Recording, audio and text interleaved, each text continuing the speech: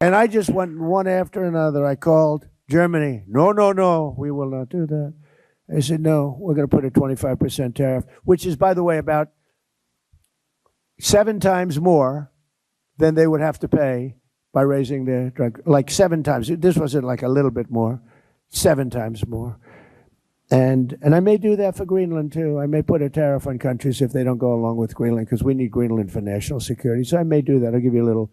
The future of Greenland is for Greenland and the Kingdom of Denmark, and for Greenland and the future of Denmark only. Greenland, the future of Greenland is a decision for Greenland and for the Kingdom of Denmark.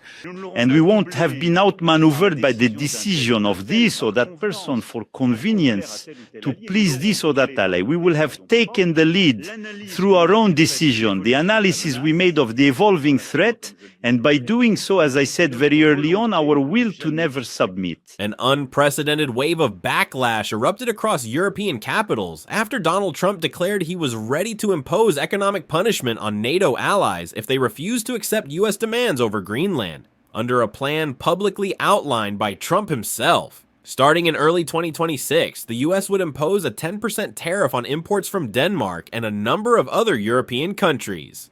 That rate would rise to 25% by mid-year if no agreement was reached with Washington. Trump even openly mocked Denmark's defense capabilities, derisively claiming that Greenland was protected by 2 dog sleds, a remark widely seen as insulting and intended to belittle a military ally.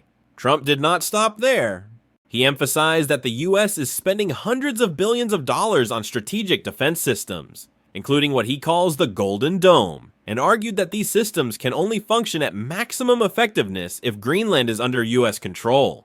In Trump's logic, owning Greenland is not a choice but a necessity for protecting America in the era of modern weapons. The problem is that this logic completely disregards the sovereignty of other nations. Trump does not ask whether Denmark or the people of Greenland agree, nor does he explain why a U.S. defense system would automatically entitle Washington to claim the territory of an ally. The international response was swift. European leaders spoke out in unison, stressing that Greenland's sovereignty is non-negotiable. French President Emmanuel Macron stated that no country can be forced to give up territory through economic pressure. UK Prime Minister Keir Starmer affirmed that Greenland's future must be decided by Denmark and the people of Greenland, not by Washington. Nordic countries, including Sweden and Finland, warned that using tariffs to resolve security disputes would seriously undermine alliance relations. More importantly, Trump appears to be deliberately ignoring a basic economic reality. Tariffs are not a free punishment imposed on Europe. Import duties are ultimately passed on through higher prices, and it is U.S. consumers who bear the cost.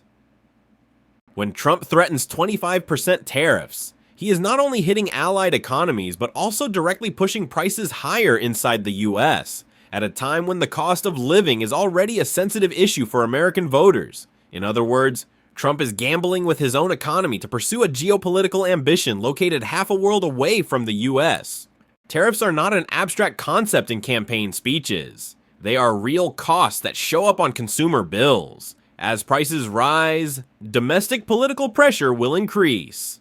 Trump may believe he can control the narrative with tough rhetoric, but economic reality has a way of cutting through simple slogans. Meanwhile, Europe is not standing still.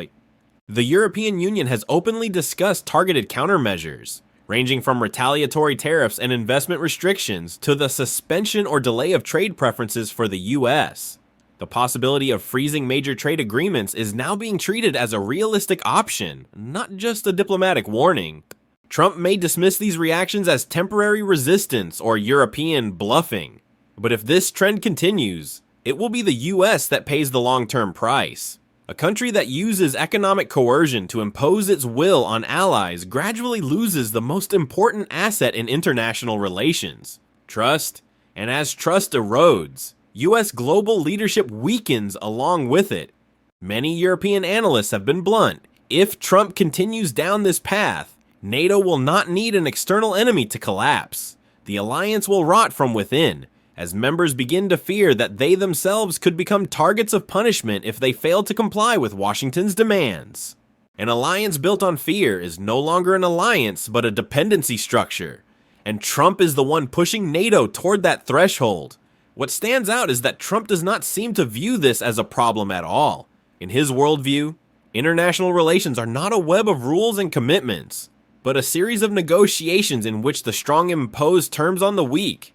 Trump does not believe in long-term obligations. He believes in leverage, pressure, and creating fear to achieve quick results. That approach may work in real estate deals or bilateral trade talks, but in global geopolitics it becomes a recipe for instability. When the country that leads the international order no longer values commitments, the entire system begins to shake. Trump may believe he is negotiating tough to protect U.S. interests, but in reality he is dismantling the very foundations that allowed the U.S. to maintain global influence for decades. Another detail that shocked diplomats was Donald Trump's proposal to establish a new mechanism called the Board of Peace. When on paper, it was described as an international forum to resolve global conflicts, but according to Bloomberg, the condition for becoming a permanent member was a payment of $1 billion USD.